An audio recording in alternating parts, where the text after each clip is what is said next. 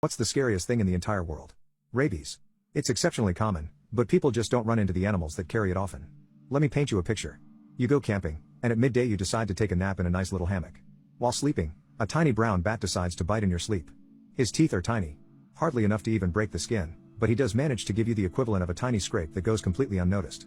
You wake up, none the wiser. If you notice anything at the bite site at all, you assume you just lightly scraped it on something. The bomb has been lit, and your nervous system is the wick.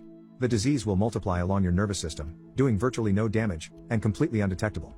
You literally have no symptoms.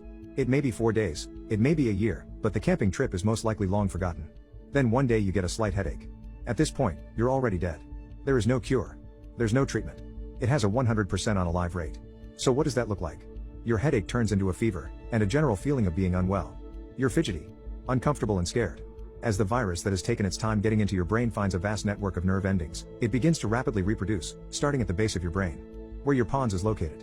This is the part of the brain that controls communication between the rest of the brain and body, as well as sleep cycles. Next you become anxious. You still think you have only a mild fever, but suddenly you find yourself becoming scared, even horrified, and it doesn't occur to you that you don't know why.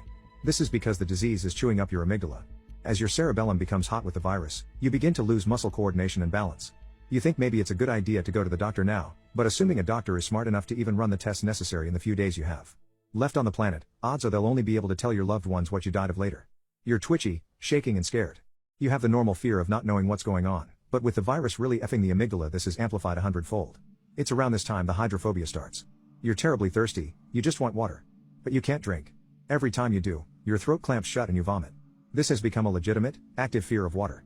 You're thirsty, but looking at a glass of water begins to make you gag and shy back in fear. The contradiction is hard for your hot brain to see at this point. By now, the doctors will have to put you on IVs to keep you hydrated, but even that's futile.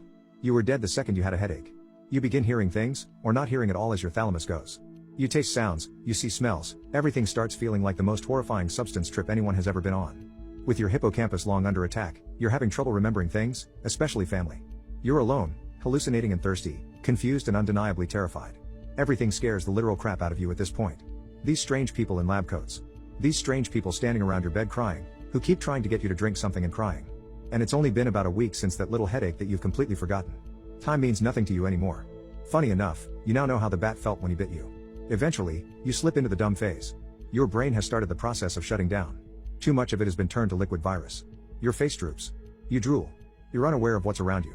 A sudden noise or light might startle you, but for the most part, all you can do is just stare at the ground. You haven't really slept for about 72 hours. Then you die. Always, you die.